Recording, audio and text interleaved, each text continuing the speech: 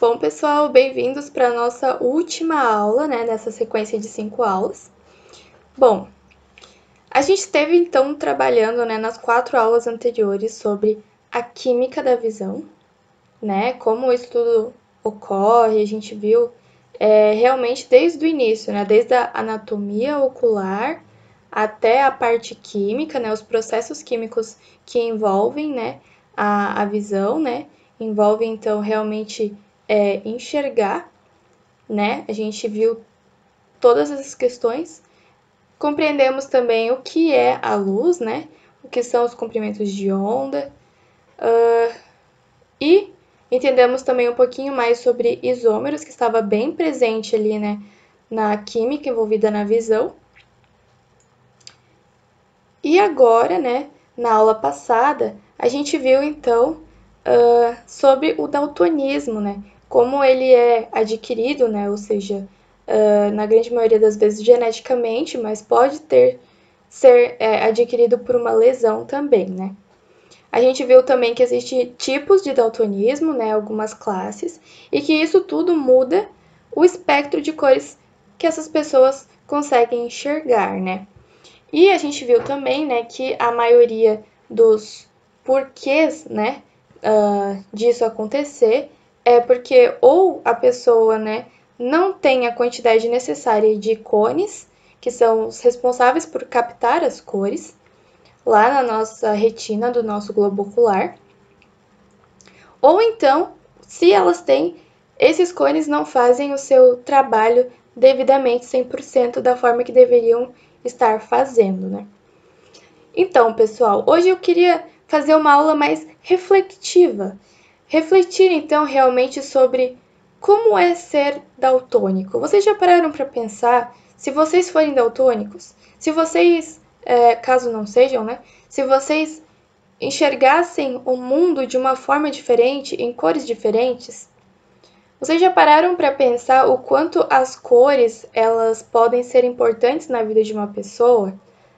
Principalmente nos dias de hoje, com toda a tecnologia, com todo o desenvolvimento, com muitas propagandas vistas aí, nas ruas, em outdoors, e o quanto realmente as cores estão presentes, Estão presentes, então, a gente pode pensar aqui rapidinho, fazer um brainstorm. Elas estão presentes na moda, nas roupas que nós vestimos, estão presentes na arte, em tintas, pinturas, estão presentes também em colorações de cabelo, em colorações de unha, envolvendo aí a moda, e um pouco da arte também. Elas estão presentes no trânsito, O semáforo é uma questão bem importante para a gente lembrar, Porque o semáforo ele é justamente uma forma de organização da sociedade, ou seja, organização do trânsito, colocar normas no trânsito para que evite-se acidentes, E que tenha realmente uma organização, para que as pessoas entendam, um sinal. E esse sinal é dado por cores, que são, então, as cores vermelho, amarelo e verde, Então, vocês já pensaram como é para uma pessoa daltônica se guiar no trânsito? Sabe, tipo, quando você está dirigindo, não só nessa questão do semáforo, mas na questão de dirigir mesmo, Você precisa entender o que a pessoa na sua frente, irá fazer. E a gente usa, então, sinais de cores. Por exemplo, se a pessoa deu a seta para ir para a esquerda ou para a direita, é um sinal dado por cores. A cor vermelha. Como a gente viu na aula passada, existe um tipo de daltonismo que as pessoas não conseguem identificar as cores nos comprimentos de onda respectivos da cor vermelha ou próximo dela, Então, isso realmente seria um problema, porque a pessoa não consegue enxergar o sinal dado, porque é um sinal de cor, e ela tem uma condição onde ela não enxerga aquela cor. Bem interessante, parar para pensar numa situação dessa. Outras questões também são os sinais de dar a ré, os sinais de desacelerar também são dados em sinais de cores. Então, realmente, a gente deve pensar em como a cor ela está realmente presente, né, nas nossas vidas. Outra questão também muito presente hoje em dia, né, com a tecnologia, nós temos então sites, né? Nós temos a internet, aonde os ícones, né, muitas vezes são indicados por cores, né? A gente tem algumas cores bem respectivas, né, bem já presentes, né, na nossa mente, né? Como, por exemplo, algumas marcas, né? Por exemplo, a marca do WhatsApp, a gente sabe que é um símbolo verde, né, com um telefoninho no meio. A gente tem as ideias também de McDonald's, a gente lembra, né, das cores vermelho e amarelo. O símbolo do YouTube é um símbolo vermelho, né, também. E fora todas as outras coisas, né, as outras funções que a gente pode ter simplesmente pensando no Word, por exemplo. Se você quer sublinhar, se você quer destacar alguma cor, para que alguma outra pessoa que vai ler, talvez, se atente mais naquele conteúdo escrito naquela destacação de cor que você fez, se for uma pessoa daltônica, ela não vai saber que estava destacado, ela não vai saber, né?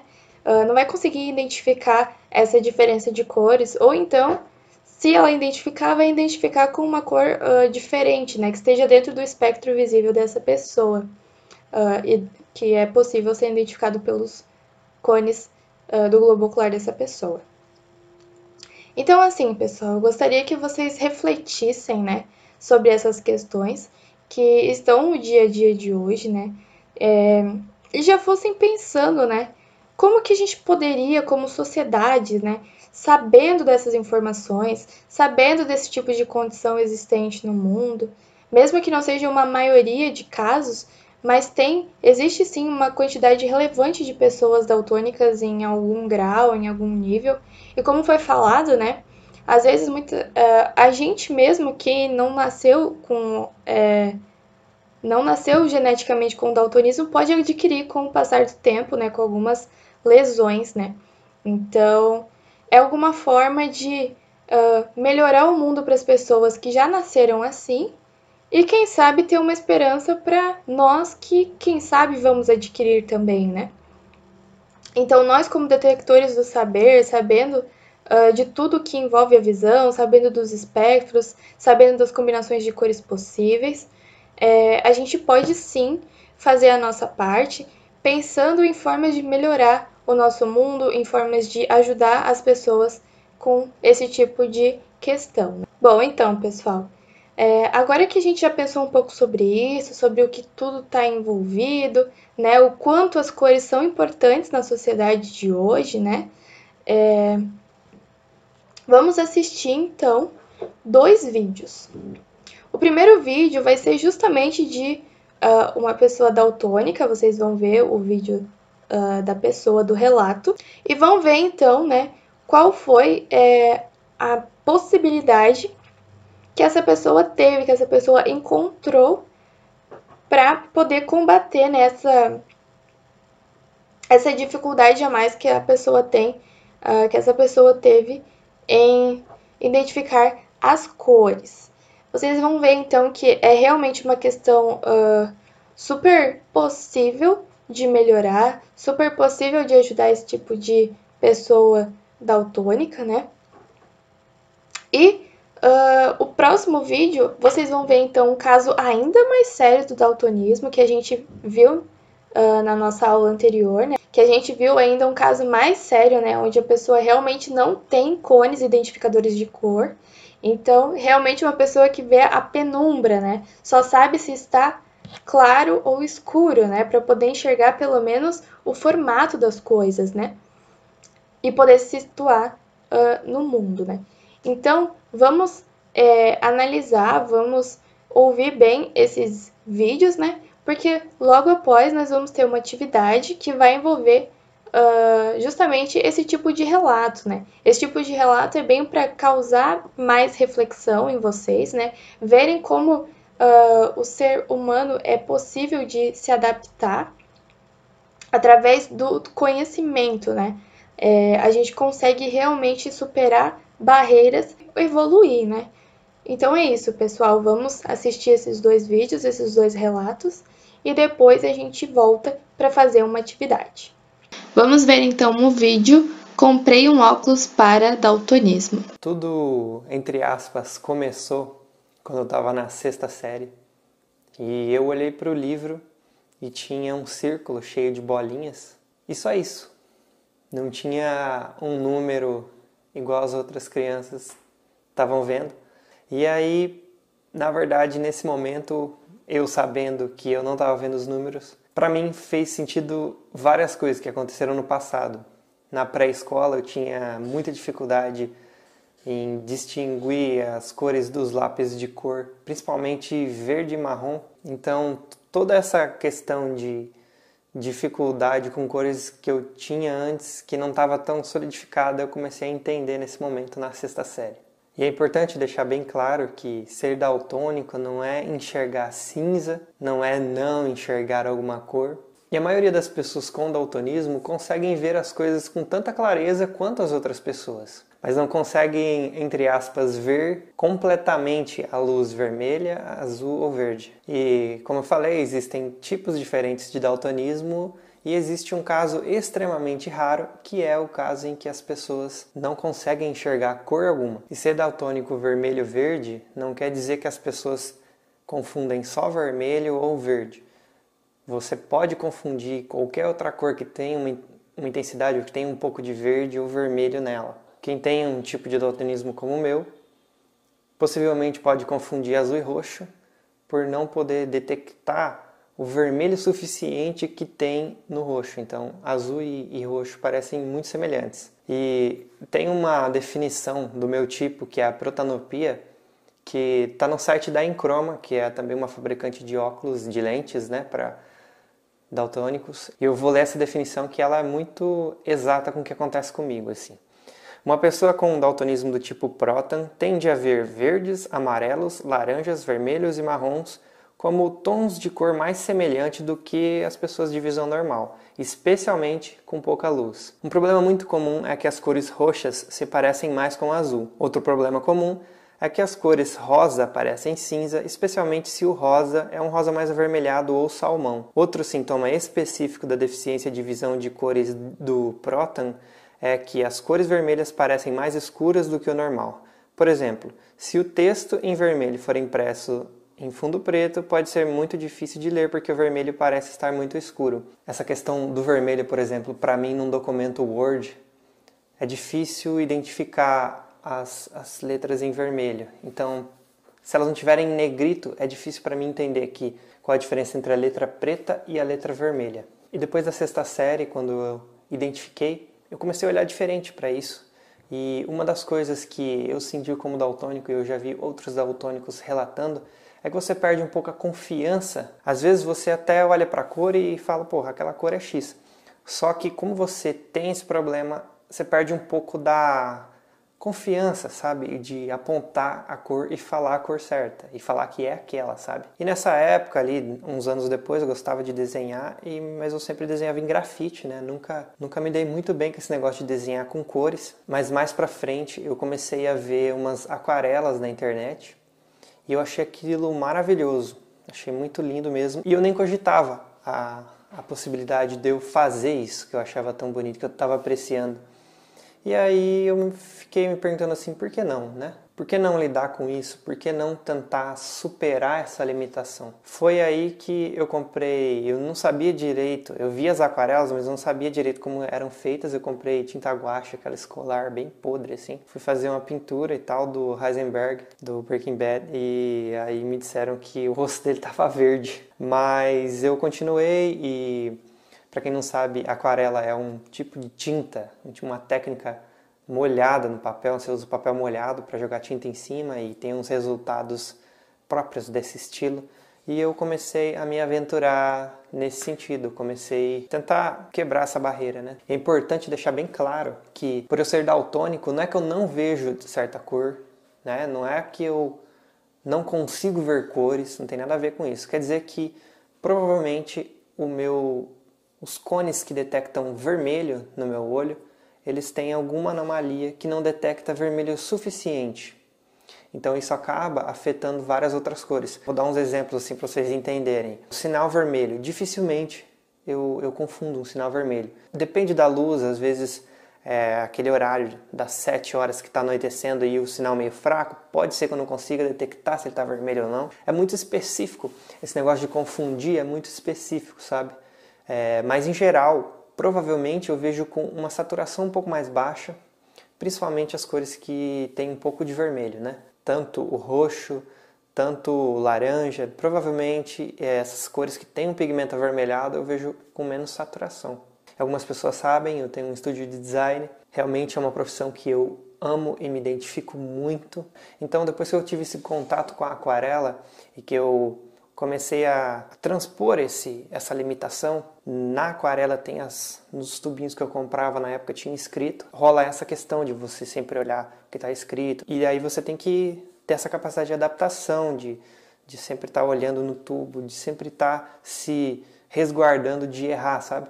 E aí, nessa época eu consegui assim transpor esse limite de uma maneira tão interessante para mim, que eu também acabei encontrando design gráfico, né? E hoje eu tenho um estúdio de design com a Marcela. Nós temos dezenas de projetos de identidade visual prontos. Para mim, ser daltônico e designer é uma superação, né? É uma limitação que não me parou de me encontrar com uma profissão que eu amo, de me encontrar com uma profissão que eu me identifico e me mostrando que é possível se adaptar. Nos softwares sempre tem a maneira de você identificar que cor que é aquela pelo tanto de pigmento que tem de vermelho, de verde, de azul, né, de ciano, de magenta, de amarelo, de preto. Então os softwares te ajudam nisso, né? Tem um site chamado Name That Color, que você coloca o código da cor, ele te diz o nome da cor, então não tem como errar. Estudei muita harmonia de cor para conseguir entender e trabalhar com design, com óculos, principalmente nessa questão de trabalho, né?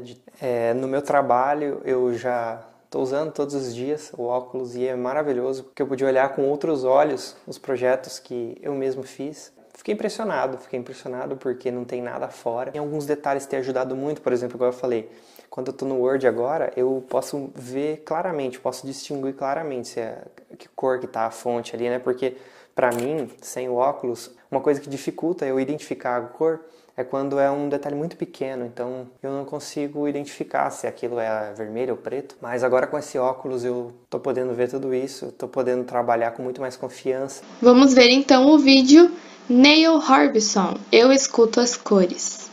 Well, I was born with a rare visual condition called achromatopsia, which is total color blindness. So I've never seen color and I don't know what color looks like because I come from a grayscale world. To me, the sky is always gray, flowers are always gray, and television is still in black and white. But since the age of 21, instead of seeing color, I can hear color. In 2003, I started a project with computer scientist Adam Montandon, and the result, with further collaborations with Peter Peche from Slovenia and Mateus Lizana from Barcelona, is this electronic eye. It's a color sensor that detects the color frequency in front of me and sends this frequency to a chip installed at the back of my head, and I hear the color in front of me through the bone, through bone conduction. So for example, if I have like, this is the sound of purple, this sound of grass, this is red, this is the sound of dirty sock, which is like yellow, this one. So I've been hearing color all the time for 8 years, since 2004, so I find it completely normal now to hear color all the time. At the start, though, I had to memorize the names you give for each color, so I had to memorize the notes, but after some time all this information became a perception. I didn't have to think about the notes, and after some time this perception became a feeling. I started to have favorite colors and I started to dream in color. So when I started to dream in color is when I felt that the software and my brain had united, because in my dreams it was my brain creating electronic sound, it wasn't the software. So that's when I started to feel like a cyborg. It's when I started to feel that the cybernetic device was no longer a device. It had become a part of my body, an extension of my senses. And after some time, it even became a part of my official image. This is my passport from 2004. You're not allowed to appear on UK passports with electronic equipment, but I insisted to the passport office that what they were seeing was actually a new part of my body, an extension of my brain, and they finally accepted me to appear with the passport photo. So life has changed dramatically since I hear color, because color is almost everywhere. So biggest changes, for example, is going to an art gallery. I can listen to a Picasso, for example. So it's like going to a concert hall, because I can listen to the paintings. And supermarkets, I find this is very shocking, very attractive to walk along the supermarket. It's like going to a nightclub. It's full of different melodies. Especially the aisle of cleaning products. It's just fabulous. Also, the way I dress has changed. Before I used to dress in a way that it looked good. Now I dress in a way that it sounds good.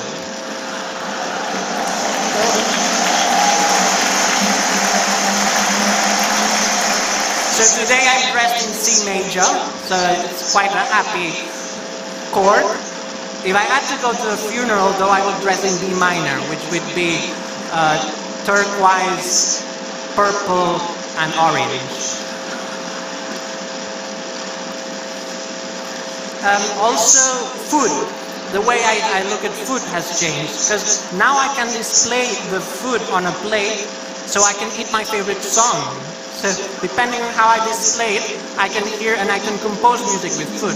So imagine a restaurant where we can have like Lady Gaga salads as starters. I mean, this would get teenagers to eat their vegetables probably. And also some Rachmaninoff piano concertos as main dishes, and some Björk or Madonna desserts. That would be a very exciting restaurant where you can actually eat songs. Also, the way I perceive beauty has changed, because when I look at someone, I hear their face. So someone might look very beautiful but sound terrible, and it might happen the opposite, the other way around. So I really enjoy creating like sound portraits of people. Instead of drawing someone's face, like drawing the shape, I point at them with the eye and I write down the different notes I hear, and then I create sound portraits. Here's some faces.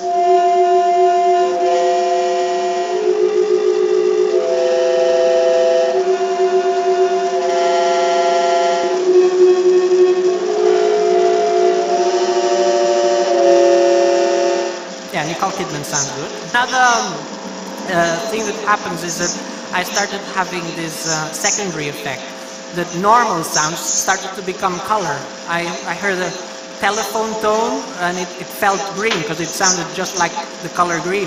The BBC beeps, they sound turquoise. And listening to Mozart became a yellow experience. So I started to paint music and paint people's voices, because people's voices have frequencies that I relate to color. And here's some music translated into color. For example, Mozart, Queen of the Night, looks like this. Very yellow and very colorful because there's many different frequencies. And this is a completely different song. It's Justin Bieber's Baby. So it's very pink and very yellow. Então, pessoal, agora que a gente já viu os vídeos, que já temos algumas informações, alguns pontos de vistas diferentes, nós temos uma atividade onde vocês vão poder então pesquisar através da internet sobre a questão que está indicada ali, né? Que é basicamente uma argumentação para como a gente pode então inserir os daltônicos na sociedade atual, né? Então, talvez numa forma escolar, talvez na sociedade mesmo, no dia a dia, vocês estão livres então para pensar e para argumentar sobre. Lembrando que é sempre interessante trazer fatos, argumentos, dados, e principalmente agora que vocês já sabem sobre toda a questão envolvida na visão, né, sobre toda a questão anatômica também do globo ocular, é bem interessante que vocês coloquem o máximo de informações possíveis que vocês conseguirem, tanto sobre as informações vistas nas aulas, quanto nas informações que vocês vão achar na internet.